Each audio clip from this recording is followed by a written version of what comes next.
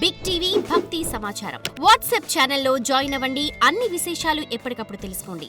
ఈ రోజుల్లో మెడిటేషన్ లేదా ధ్యానానికి చాలా చాలా ఇంపార్టెన్స్ ఉంది.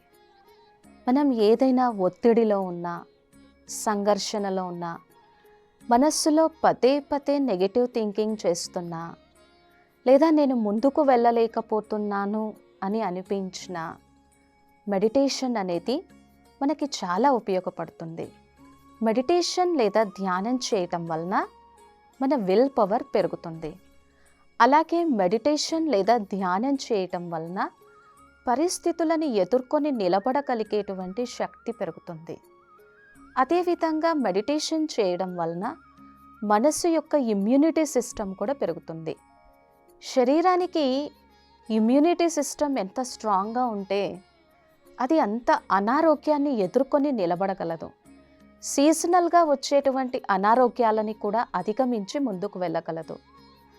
అలాగే ప్రతిరోజు ఒకే సమయంలో ఒకే స్థానంలో కూర్చొని ధ్యానం చేయటం వలన అనేక దిశలలో రకరకాలుగా వెళ్తున్నటువంటి ఆలోచనలన్నింటినీ ఒక విషయం వైపుకి, ఒక పాయింట్ వైపుకి ఏకాగ్రం చేసి ఆ సర్వశక్తివంతుడైనటువంటి సర్వేశ్వరునితో మనం మిలనం చేసి ఆనందాన్ని అనుభవం చేయగలం. అయితే ఇప్పుడు మనస్సు బాగా ఒత్తిడిలో ఉండి సంఘర్షణలో ఉన్నప్పుడు వాటిని అధిగమించి ఆ నెగిటివ్ విషయ సైకిల్ని క్రాస్ చేసి మనస్సుని ప్రశాంతంగా చేసుకునేందుకు కొన్ని ఎక్సర్సైజెస్, కొన్ని మెడిటేషన్ ఎక్సర్సైజెస్ ఏం ప్రాక్టీస్ చేయాలి, ఎలా ప్రాక్టీస్ చేయాలి అనేది ఇప్పుడు మనం చూద్దాము. ముఖ్యంగా 6 మెడిటేషన్ ఎక్సర్సైజెస్ని చూద్దాం. అందులో మనసు సంఘర్షణ ఒత్తిడిలో ఉన్నప్పుడు మొదటి మెడిటేషన్ టెక్నిక్ వచ్చేసి బ్రీత్ అవుట్, బ్రీత్ ఇన్. మనం శ్వాస తీసుకునేటప్పుడు బ్రీత్ అవుట్ చేస్తాం, బ్రీత్ ఇన్ చేస్తాం. ఇక్కడ బ్రీత్ అవుట్ ఏం చేద్దాము, చాలా స్లోగా మనలో ఉన్నటువంటి నెగటివిటీ, మనలో ఉన్నటువంటి ఎమోషనల్ డిస్టర్బెన్స్, మనలో ఉన్నటువంటి ఇరిటేషన్, ఫ్రస్ట్రేషన్, మైండ్ని చాలా స్లో చేసి బ్రీత్ అవుట్. వాటినన్నింటినీ నేను రిలీజ్, వాటన్నింటినీ నేను డిలీట్, వాటన్నింటినీ నేను లెట్ గో. బ్రీత్ అవుట్ చేస్తున్నాను. ఈ negative emotions, irritation, frustration, stress, వీటన్నింటినీ నా మనస్సు నుంచి, నా సబ్కాన్షియస్ మైండ్ నుంచి, నా చిత్తం నుంచి పూర్తిగా రిమూవ్, పూర్తిగా ఎరేష్. ఈ ఎక్సర్సైజ్ కొంత సమయం వరకు చేయగలిగితే మనస్సు వెంటనే రిలాక్సేషన్ అవుతుంది. సో బ్రీత్ అవుట్ చేసాము, నెగిటివిటీని వదిలిపెట్టాము. మరి శక్తిశాలిగా ఉండాలి అంటే బ్రీత్ ఇన్. ఏం బ్రీత్ ఇన్ చేయాలి? Stability, strength, power, happiness, God's blessings, వీటిని నా మనస్సులోకి on the screen of our mind నేను వీటిని స్వీకరిస్తున్నాను. సో వీటిని బ్రీత్ ఇన్ చేద్దాం. Power, positivity, happiness, God's blessings, వీటిని బ్రీత్ ఇన్. మనం రోజు మొత్తంలో ఎన్నోసార్లు శ్వాస వదులుతాము, శ్వాస పీలుస్తాము. ఇది అందరికీ తెలిసిందే. బాగా ఒత్తిడి, సంఘర్షణ కలిగినప్పుడు ఏ కౌన్సిలర్ దగ్గరకో వెళ్ళడం కాదు, మనకి మనమే సెల్ఫ్ కౌన్సిలింగ్, హీలింగ్ చేసుకుందాం. So breathe out, negativity, emotional డిస్టర్బెన్స్ని పూర్తిగా on the screen of our mind నుంచి రిలీజ్. పాజిటివిటీ, పవర్, డివినిటీ మనస్సులోకి తీసుకొని వాటి మీద ఫోకస్, అటెన్షన్ చేద్దాం. ఎప్పుడైతే కొన్ని క్షణాల కోసం ఈ ఎక్సర్సైజ్ చేస్తామో కొద్దిగా మనస్సు రిలాక్సేషన్ అవుతుంది. సో దీన్ని చాలా నమ్మకంతో, నిశ్చయంతో చేయాలి. ఏది చేసినా అనుమానంతో, డౌట్తో చేయొద్దు. డాక్టర్ మెడిసిన్ ఇచ్చినప్పుడు కూడా ఇది తగ్గుతుందో లేదో, ఇది పని చేస్తుందో లేదో, ఇది ఎంతవరకు వర్కౌట్ అవుతుందో ఇలా ఆలోచించి మెడిసిన్ వేసుకున్నాం అనుకోండి, అది పని చేయదు. కాబట్టి ఏం చేసినా నమ్మకంతో, నిశ్చయంతో, నా మనసులో ఉన్నటువంటి నెగిటివ్ ఎమోషన్స్ పూర్తిగా హీలింగ్ అవుతాయి అని ఎప్పుడైతే మనం పాజిటివిటీతో చేస్తామో అప్పుడు తప్పకుండా రిలాక్సేషన్ ఉంటుంది. ఇది ఫస్ట్ టెక్నిక్. అండ్ నెక్స్ట్, మనసు ఒత్తిడి సంఘర్షణలో ఉన్నప్పుడు రెండవ మెడిటేషన్ టెక్నిక్ వచ్చేసి accept the negativity and accept the challenges. మనం జనరల్గా మన జీవితంలో ఏదైతే జరుగుతుందో దాన్ని ఫస్ట్ మనం యాక్సెప్ట్ చెయ్యము, అంటే దాన్ని మనం స్వీకరించము. నాకే ఎందుకు ఇలా జరుగుతుంది, నాకు ఇలా జరగకూడదు కదా, నేను ఎప్పుడు ఎవరికి ఏమీ చేయలేదు కదా, గతంలో జరిగినటువంటి వాటిని పదే పదే తలుచుకొని వాటిని మార్చి వాటిని కంట్రోల్ చేసి వాటిని పరివర్తన చేయాలనుకుంటాం. అది జరగదు. దాన్ని రెసిస్టెన్స్ చేస్తూ ఉంటాము, అది జరగదు.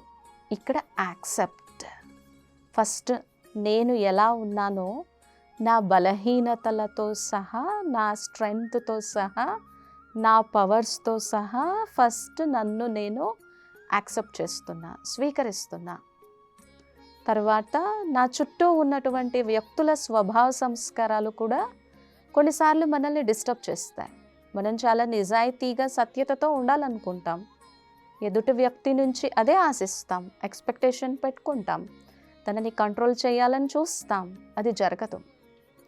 ఎదుటి వ్యక్తిని మార్చలేము, మోటివేట్ చేయగలం, ఇన్స్పైర్ చేయగలం, కానీ మార్చటం మన చేతుల్లో లేదు. అప్పుడు ఎందుకు ఇలా అని మనసు ప్రశ్నిస్తూ ఉంటుంది. అప్పుడు రెండవ meditation technique accept. Accept accept the people, accept the situations, accept yourself as you are. ఇలా ఎప్పుడైతే మనల్ని మనం యాక్సెప్ట్ చేస్తామో ఫస్ట్ మనలో పరివర్తన స్టార్ట్ అవుతుంది. ఎప్పుడైతే మనల్ని మనం యాక్సెప్ట్ చేస్తామో మనలో ఉన్నటువంటి నెగిటివిటీని కంట్రోల్ చేసుకొని పాజిటివిటీ వైపుకి వెళ్ళగలం. ఎప్పుడైతే మనల్ని యాక్సెప్ట్ చేస్తామో మన మనస్సు స్థిరంగా, స్థిమితంగా ఉంటుంది. ప్రశాంతమైనటువంటి మనస్సు ఎన్నో మంచి నిర్ణయాలను ఇస్తుంది. ప్రశాంతమైన మనస్సులో శక్తి జనరేట్ అవడానికి అవకాశం ఉంటుంది. ప్రశాంతంగా ఉండి శక్తిశాలిగా ఉన్నటువంటి స్ట్రాంగ్ మైండ్లో ఏ పరిస్థితినైనా ఎదుర్కొనే శక్తి కలుగుతుంది. సో యాక్సెప్ట్ చేయడం వలన పరివర్తన జరిగి ముందుకు వెళ్ళడానికి చాలా చాలా అవకాశం ఉంటుంది. ఎప్పుడైతే మనం ఎలా ఉన్నామో అలా స్వీకరిస్తామో, ఇతర వ్యక్తుల స్వభావ సంస్కారాలను స్వీకరిస్తామో ఒత్తిడి తగ్గుతుంది. ఓకే, దీన్ని ప్రాక్టీస్ చేయడం వలన దీని లాభాన్ని కూడా పూర్తిగా పొందగలం. ఇక మనసు బాగా చింతనలో ఉన్నప్పుడు, చింతిస్తూ ఉన్నప్పుడు, అది దేనికోసమైనా, ఆరోగ్యం కోసం కావచ్చు, పిల్లల కెరియర్ కోసం కావచ్చు, గతం కోసం కావచ్చు, భవిష్యత్తు కోసం కావచ్చు, ఏదో ఒకటి ఆలోచిస్తూ ఉంటాం, చింతిస్తూ ఉంటాం. సో ఇక్కడ అలా చేస్తున్నప్పుడు మెడిటేషన్ టెక్నిక్ థర్డ్ వన్ వచ్చేసి release that worry negative programme. Mind నుంచి release that worry negative emotions. కొంచెం సేపు జనరల్గా ఇలాంటివన్నీ చేయాల్సి వచ్చినప్పుడు, విన్నప్పుడు మనస్సు చెప్పేటువంటి ఫస్ట్ విషయం నాకు టైం లేదు, ఐఎమ్ సో బిజీ, కాదు నాకు సమయం ఉంది, ఐఎమ్ సో ఈజీ అని అనుకుని release that worry and negativity from your mind. ఇది థాట్ టెక్నిక్. సో కూర్చొని ఆరోగ్యం కోసం చింతించినంత మాత్రాన ఆరోగ్యం వస్తుందా, లేదా ఆరోగ్యం కోసం ప్లాన్ చేసుకొని డైట్ ఫాలో చేస్తే ఆరోగ్యం కలుగుతుందా? జస్ట్ మనల్ని మనం మోటివేట్ చేసుకోవాలి. గతాన్ని మార్చలేను, కంట్రోల్ చేయలేను, పదే పదే ఎందుకు నేను రీప్లే చేస్తున్నాను? కాబట్టి రిలీజ్ దట్ వర్రీ. చింతించినంత మాత్రాన సమస్యలన్నీ చక్కబడతాయా, పరిష్కారం అవుతాయా? So release that worry. బాధపడుతూ కూర్చుంటే బాధలు తీరుతాయా? So release that worry. ఇలా మనతో మనం కాసేపు మాట్లాడుకొని రిలీజ్ దట్ వర్రీ. మరి బాధని చింతని ఎప్పుడైతే తొలగిస్తామో విజటం, వివేకం ఓపెన్ అవుతుంది, ధైర్యం కలుగుతుంది, మనస్థితి బాగుంటుంది, ప్రశాంతంగా ఉండగలం, ఆరోగ్యంగా ఉండగలం. మనస్సులో ఇక నెగిటివ్ రికార్డింగ్ అంతా స్టాప్ అయిపోయినట్టు అనిపిస్తుంది. మనస్సులో నెగిటివ్ రికార్డింగ్, ఆ నెగిటివిటీ తగ్గిపోయింది అనుకోండి, ఎంత ప్రశాంతంగా ఉంటామో. కావున thought technique, release that worry, negative emotions. లేకపోతే అదే సంస్కారం అయిపోతుంది. ఏదైనా ఒక విషయాన్ని 21 రోజులు కానీ 40 రోజులు కానీ చేశామనుకోండి, మనస్సుకు అది అలవాటు అయిపోతుంది. అందుకే మనం చాలామందిని చూస్తూ ఉంటాము, టెన్షన్ కలిగినప్పుడు, స్ట్రెస్ కలిగినప్పుడు కాఫీ కానీ, టీ కానీ లేదా కూల్ డ్రింక్స్ కానీ తాగుతూ ఉంటారు. 21 డేస్ తాగిన తర్వాత కాఫీ, టీ తాగకపోతే వాళ్ళు ఇంకే పని చేయలేరు. హెడేక్ అవుతుంది, నరాలన్నీ ఇదైపోయినట్టుగా అనిపిస్తుంది. మనస్సు దానికి అలవాటైపోయింది. ఇక్కడ ఆహార విషయంలో అలవాటైపోతే ఇక్కడ నెగిటివ్ ఎమోషన్ విషయంలో మనసుకు అది అలవాటైపోయింది. అందుకనే ఏమంటాము, బాధపడకపోతే ఎలాగా, చింతించకపోతే ఎలాగా అని మనకు మనమే సమాధానం చెప్పుకొని వర్రీ క్రియేట్ చేస్తాం. కాదు, ఇది కూడా మనసుకు అలవాటైపోయింది. ఈ అలవాటుని బ్రేక్ చేయాలి అని అంటే మెడిటేషన్ అనేది ముఖ్యంగా పనిచేస్తుంది. ఇక మనస్సు ఆందోళన, ఒత్తిడి, సంఘర్షణలో ఉన్నప్పుడు 4వ మెడిటేషన్ టెక్నిక్ వచ్చేసి I'm the responsible for my emotions yeah feelings. అంటే ఇప్పుడు ఏదైనా ఒక పరిస్థితి కారణంగా, లేకపోతే ఏదైనా ఒక వ్యక్తి కారణంగా, సంఘటన కారణంగా నాకు ఏదైనా బాధ కలిగింది, కోపం వచ్చింది. సో ఇక్కడ కోపాన్ని on the screen of our mind నేను క్రియేట్ చేస్తున్నాను. ఎదుటి వ్యక్తి వచ్చి ఏవేవో మాటలు అనొచ్చు, ఎంతెంతో నిందించవచ్చు, కానీ అక్కడ కోప్పడాలా, వాటిని ఎంతవరకు తీసుకోవాలి అనేది ఆ రిమోట్ కంట్రోల్ ఆప్షన్ నా చేతిలో ఉంది. వాళ్ళు అక్కడుండి ఎన్ని మాటలైనా అనొచ్చు, ఎంతైనా నిందించవచ్చు, కానీ లోపల ఆ ఎమోషన్ క్రియేట్ చేస్తుంది ఎవరు? ఆ ఫీలింగ్ క్రియేట్ చేస్తుంది ఎవరు? ఆ నెగిటివిటీ క్రియేట్ చేస్తుంది ఎవరు? నేను. I am the creator of my every thought. I am the creator of my every feeling. So ఇక్కడ నా ఎమోషన్స్కి నేను ఎప్పుడైతే బాధ్యత తీసుకుంటానో, సెల్ఫ్ రెస్పాన్సిబిలిటీ తీసుకుంటానో, అప్పుడు ఇక్కడ ఒక ఛాన్స్ ఉంది. ఎంతకాలం ఇలా ఇతర వ్యక్తుల కోపానికి, ఆవేశానికి నేను ఇలా ఉండాలి? సో ఇప్పుడు నన్ను నేను మార్చుకోగలను. నా మనశ్శాంతికి చెందిన రిమోట్ కంట్రోల్ నా చేతిలో ఉంది. సో ఇక్కడ నేను ఈ ఎమోషన్ని క్రియేట్ చేస్తున్నాను. I am creating anger, I am creating tension. So ఇప్పుడు వీటిని నేను తొలగించుకొని ముందుకు వెళ్ళగలను. సో ఇంతకాలం ఎలా? వేరే వాళ్ళు నా ఎమోషన్స్కి కారణం. వాళ్ళు అలా అన్నారు కాబట్టి, పరిస్థితి అలా ఉంది కాబట్టి, సమస్యలు అలా వచ్చాయి కాబట్టి, ట్రాఫిక్ జామ్ ఇలా ఉంది కాబట్టి, బాస్ ఇలా అన్నారు కాబట్టి నేను నా ఎమోషన్స్ ఇలా క్రియేట్ చేశాను. ఇప్పుడు వాళ్ళే రావాలి, సారీ చెప్పాలి, అప్పుడే నా ఎమోషన్స్ కంట్రోల్ అవుతాయి. అది ఎప్పటికీ జరగాలి? అప్పటి వరకు మనం బాధలోనే ఉండిపోతామా? కాదు. ఇక్కడ సైకాలజీ మనకు చెప్తుంది, I am the responsible for my emotions. కాబట్టి ఇక్కడ కోపం తగ్గించుకొని, ఆవేశం తగ్గించుకొని ఆరోగ్యాన్ని పెంచుకోవచ్చు. ఎందుకంటే అందరికీ తెలిసిందే, ఎక్కువ కోపంలోకి, చింతలోకి వెళ్తే ఫస్ట్ దాని ప్రభావము బీపీ, షుగర్, ఇలా రకరకాలుగా ప్రభావం చూపుతుంది. కాబట్టి ఇక్కడ 4వది వచ్చేసి I'm the responsible for my emotions and feelings. అప్పుడు నేను సంతోషాన్ని, పీస్ ఆఫ్ మైండ్ని క్రియేట్ చేస్తాను. ఇక ఒత్తిడిగా, సంఘర్షణ ఉన్నప్పుడు 5వ మెడిటేషన్ టెక్నిక్ వచ్చేసి మన ఇన్నర్ స్ట్రెంగ్త్, మన ఆంతరంగిక శక్తిని మనం పెంచుకోవటం. అలాగే మన ఇంట్లో వీలున్నంత వరకు, అవకాశం ఉన్నంత వరకు ధ్యానానికి కానీ, మెడిటేషన్కి కానీ ఒక పీస్ఫుల్ రూమ్, చాలా హ్యాపీగా ఉండేటువంటి ఒక రూమ్ని క్రియేట్ చేసుకోవటం. నా కోసం నేను కొంత సమయాన్ని కేటాయించుకోవటం. నా మనస్సుకి నచ్చినటువంటి మంచి విషయాలను సేకరించటం, వినటం. ఎందుకంటే ఈ శరీరానికి మంచి భోజనం ఇస్తేనే ఈ శరీరం చాలా ఆరోగ్యంగా ఉంటుంది.